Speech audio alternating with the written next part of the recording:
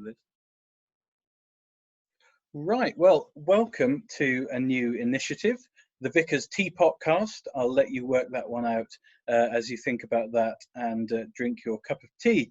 The basic premise of this is some thinking about some churchy things, really, but a light touch approach, very much more drawing on the funny or the amusing or sometimes the downright weird side of church life and the Christian faith. And the idea is that it all takes place within the space of the amount of time it would roughly take you to drink a cup of tea. I've got mine here. There you go. You can enjoy that mug. I'm not sure if that's going to be reversed for you as well. And Josh over there has got his cup on the go as well. This would probably be a good opportunity to introduce Josh.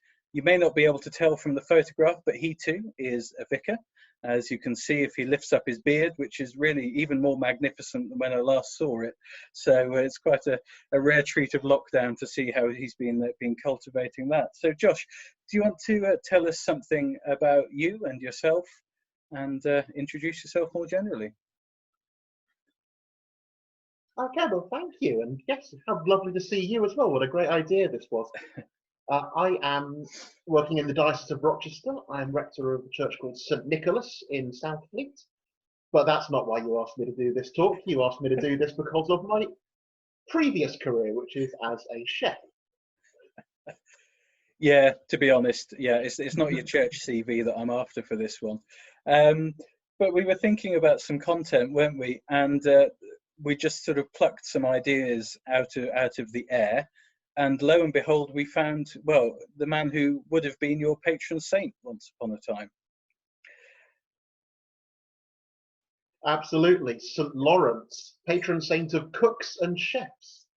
Yes, and indeed comedians, as we might find out a little bit later on in the story.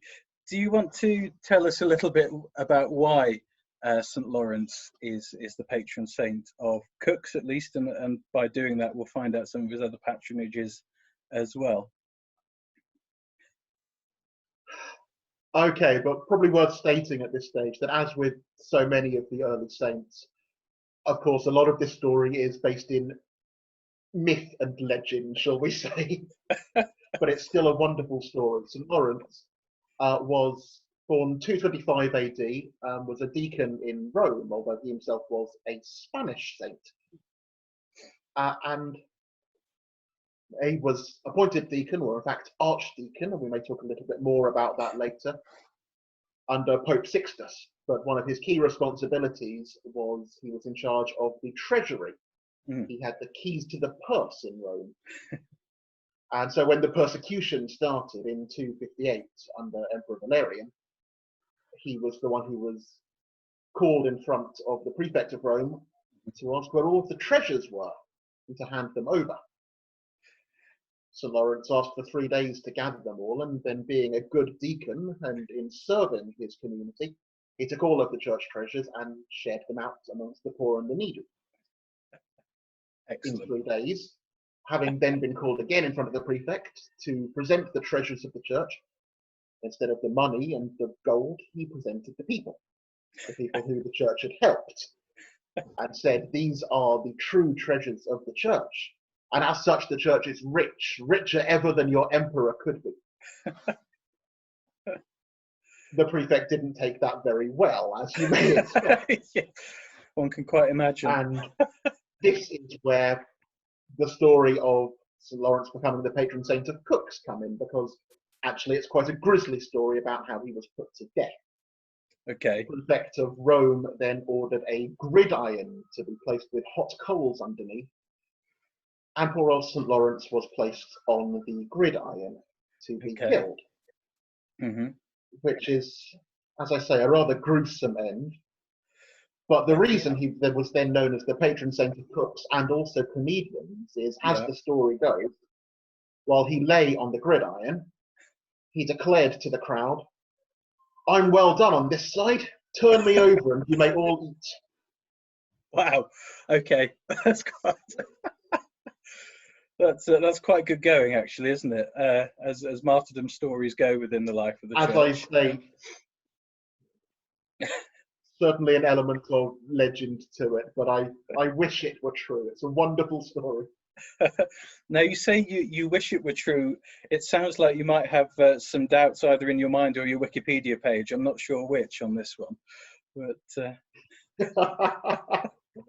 My own mind would happily believe the legend, but Wikipedia page, and dare I say, even slightly more respectable sources suggest that probably, as with all clergy at the time, if St. Lawrence were put to death, he would have been decapitated, as all clergy were. okay. And actually, this story comes from a wonderful mistranscription. In fact, the difference of one letter. Okay. Is there some The sort of letter P, the report for martyrs would have generally said passus est, which is the Latin for he suffered. Yeah. But remove the P and you get ussus est, which is he was roasted. So potentially there's some sort of pre-medieval typo has altered the story somewhere along the line. Is this one of the risks? I think we can probably blame a monk's handwriting somewhere along the lines for that one. There's that slight sense of the monk having written it out and gone, oh bother, actually no, I'll just carry on and nobody will ever notice. Yeah. You know what, it'll do. Oh, excellent. Okay.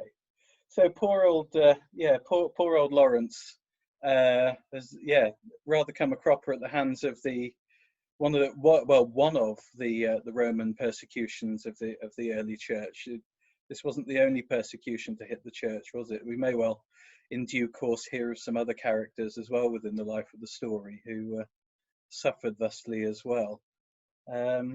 But yeah, so he's patron of comedians for his "Turn Me Over, I'm Done" on this side, patron saint of cooks because of the alleged martyrdom on the gridiron, and also librarians and archivists. I think I picked up because of his desire to sort of gather all the treasures together, and so on.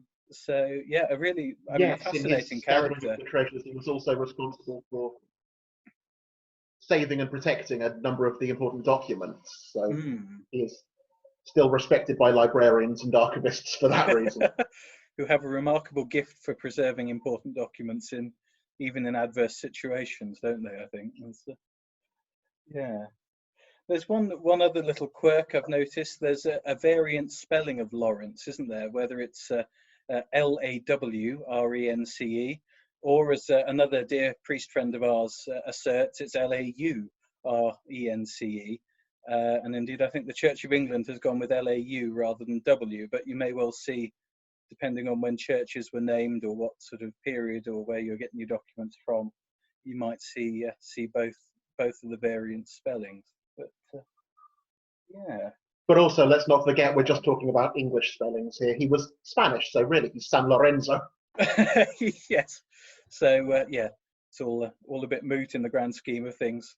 It's a good excuse to wind up a friend, though, isn't it? But yeah. So if you I do tend to use the W mostly just to annoy him. I'll make sure I tag him in this. Don't worry. Anyway, if we were to draw a moral out of this story of St. Lawrence, what sort of things do you think we could pick out? Well, I would say a straightforward one would be everything he did in those 3 days when he gathered the treasures. I think St. Lawrence is a shining example there of the church showing God's love in practice, showing it in very practical ways, that his first priority in those 3 days wasn't to save his own life, but was to make sure that he used that time to benefit others with the treasures that the church had and to make that difference. I think that's a wonderful thing to learn from him. Also, I know we've cast some doubt over the story, but particularly looking at everything that's going on in the world today, I think he is a timely reminder of keeping a decent sense of humour in the face of trials and tribulations. Yes, always look on the bright side of life. Yes. I won't start singing, but yes. Yeah, I think there's some good morals in amongst all of this story. yes, patron saint of comedians and of cooks, two very important personages within life, as I'm sure you'd agree for many reasons. But there we go. Well, Well, I think we should probably draw stumps on this one. But thank you for sharing that life and story of St. Lawrence, and starting us off with a slight taste of the absurd, also a slight taste of the less academically rigorous than we might always be, but also with just a very important moral as well in amongst it all. So thank you very much. thank you.